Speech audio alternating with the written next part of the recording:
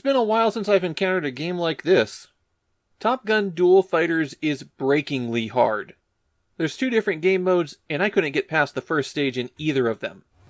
In fact, I'm just gonna put on the first combat that I did in Versus mode. Enjoy the long takeoff sequence that's unskippable. You have to watch this every time. And we're finally getting up into the air now. The launch sequence is 15 seconds long, and I was dead 1.3 seconds into the fight. Now I got better. I learned how the system worked, figured out a few tricks to be able to survive, but in Gun Duel Fighters, it's really easy to die, and you're going to have an uphill struggle to get anywhere. Gun Duel Fighters is the sequel to Konami's Top Gun, which of course was based on the film that led to a lot of guys making some realizations about themselves. I'm going to let you know right now that if you played the US version, which was Top Gun: The Second Mission, there are a lot of differences between Duel Fighters and that game. And I'm not really sure which one's better as a result. For example, Duel Fighters has only 3 missions, compared with 4 missions in the US version. But the 3rd mission is a super long one, and it seems like they might have split up that 3rd mission into 2 missions for the US version. The controls are also completely different. The B button is all of your weapon systems in Duel Fighters.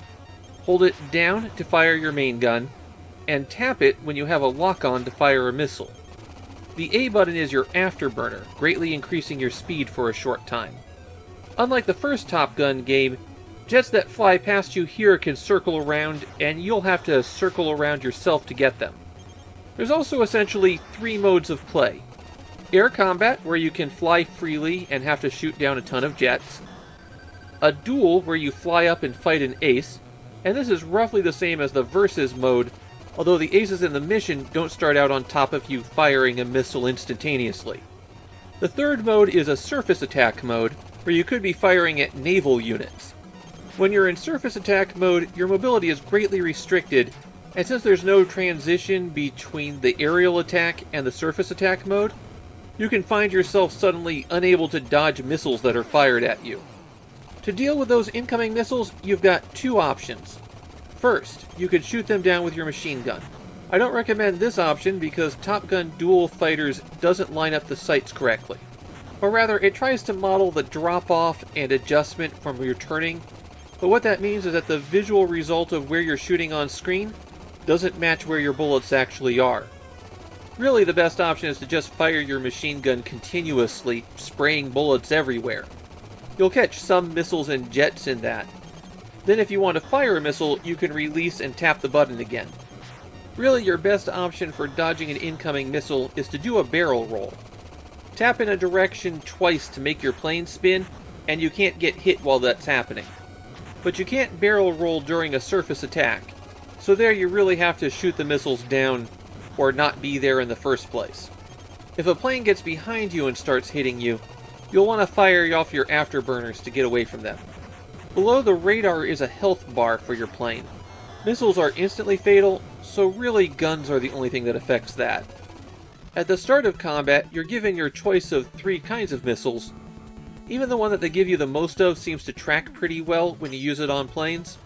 So it seems like the primary difference is the explosive payload. You need fewer missiles to take out a ship with the big ones. An interesting thing in Gun Duel Fighters is that there's a 2-player mode. 2 players can engage in an aerial duel, flying past each other and firing missiles. There's also this options screen where you can choose to invert your controls or turn off the background music. Though I don't know why you'd turn off the background music since that's the best part of the game. Combat in Duel Fighters is intensely frustrating. Enemies have a tendency to fly by you in less than a quarter of a second, and of course their missiles lock on instantly and fire at you like crazy.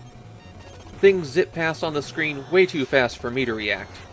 I basically had to fall into a strategy of constantly barrel rolling, always firing my guns, and using the afterburner just as soon as any plane passed me.